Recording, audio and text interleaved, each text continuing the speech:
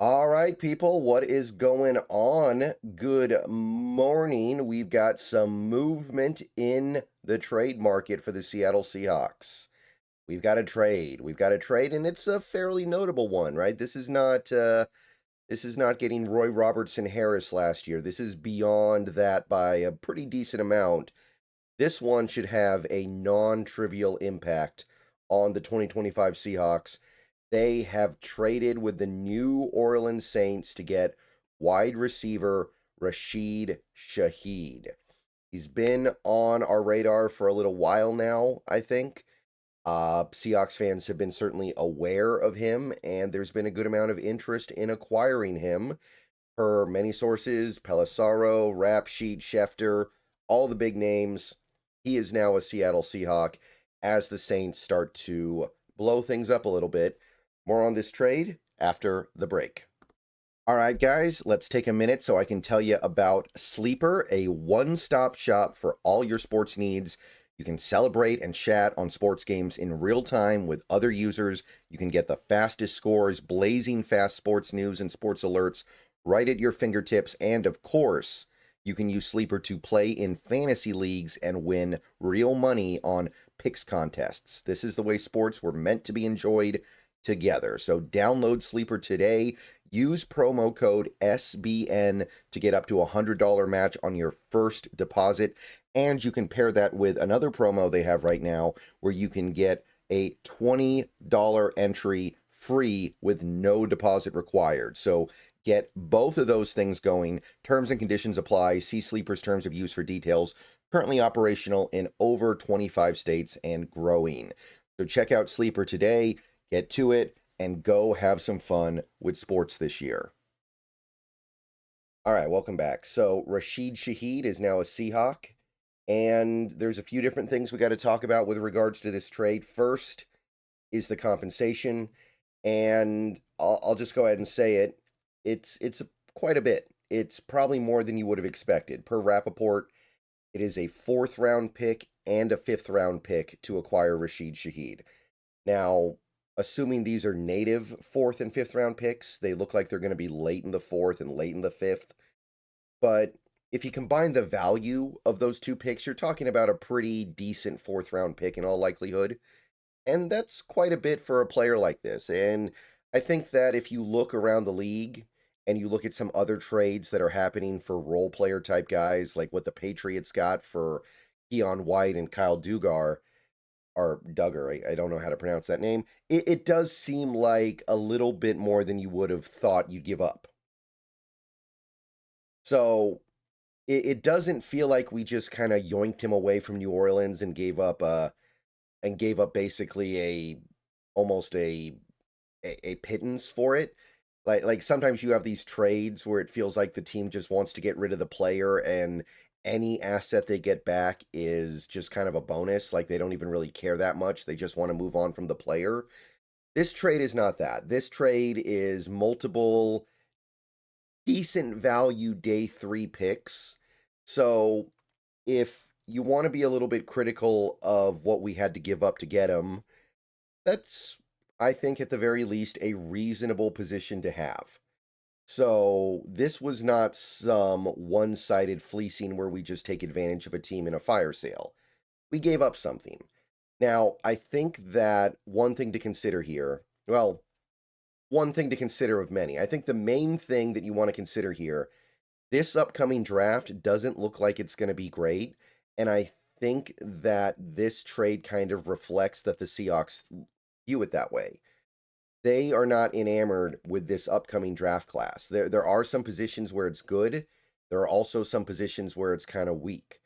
And the Seahawks also probably feel like they don't have a lot of holes right now, and they can address those holes with their higher value picks, the day 1 and the day 2 picks, which they currently still have all of those. So they're willing to give up a little bit extra with their day 3 picks and possibly even with their day 2, and I don't want to go this far, but day 1 pick, and try to get players that they know are good right now because they are less convinced they're going to be able to get some really good players in the 2026 draft. So That level makes sense, but it's still quite a bit to give up. At the end of the day, though, you got to ask yourself this question. Would you rather the Seahawks give up a little bit more than you wanted to get a player that can help them win now, or would you rather have them just not done anything and hoped what they have was good enough? So at the end of the day, I want to win championships. Okay, what are the draft picks really going to do for me? Okay, especially day 3 picks. We spent a 5th round pick last year on Riley Mills, or earlier this year, technically, and he hasn't even gotten on the field for us, and who knows if he'll ever do anything. Some players that we've spent 5th round type picks on in recent memory, guys like Oluwatimi and Mike Morris, who have done very little to help this team win. I'm not saying those picks are not valuable, but I think we also have to be real about the fact that you're getting to the point in the draft where those are just complete lottery tickets. And if you can give up some lottery tickets for a known asset, you usually do. Monetarily, according to Curtis Allen, if there are no contract adjustments with the Rasheed Shaheed deal, and we'll talk about his contract in a second, the Seahawks take on about $2 million of salary, and that hits the cap about $1.2 million. So the salary cap situation with the Seahawks has not appreciably changed.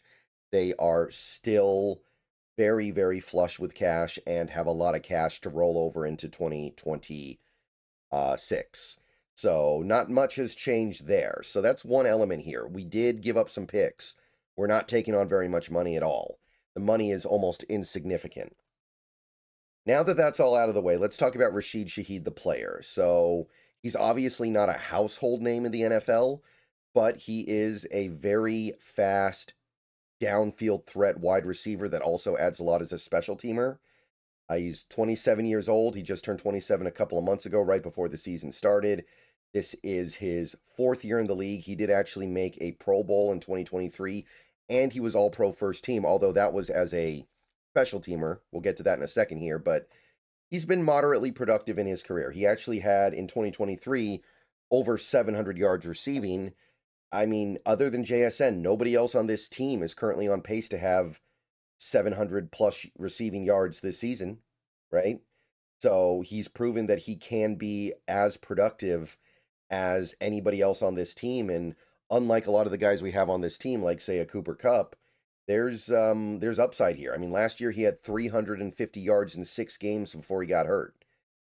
And look at his downfield threat ability. He's a guy who's averaging, before this year, and the Saints are playing offense in a very conservative way this year that is changing his game, you're talking about over 15 yards per catch. So this guy's a big time down the field, send me on a 9 route, send me on that go ball, I will go take the top off the defense type player. And really, the injuries are the main thing getting in his way. Like in 2024, he was on pace to have a 1,000-yard season and be one of the best big play threats in football, but he only lasted 6 games. And this year, in the offense with Spencer Rattler and Tyler Shock playing ultra conservatively, like hit your back foot, get the ball out, no real opportunities to make big plays down the field almost ever. He's at 500 yards. Like he's on pace to come up near 1,000 yards. So this guy might be a little bit more of a well-rounded receiver than people are thinking right now. Like this is a guy who could give you a complete season as a receiver. I think there's a perception that he's like a Marquez Valdez-Scantling, where he's just a guy that gives you downfield big play threats and that's it. There's a little bit more going on here, I think, with this player. He might be a lot more than that. So I think that if you look at the upside of Shaheed, if you look at the potential to advance beyond what he's done so far in his career as a receiver, giving up a little bit more in terms of draft capital does kind of make sense. And again, his special teams value is pretty massive. He was the best kick returner in football probably in 2023, and he was also a prolific punt returner. Excuse me.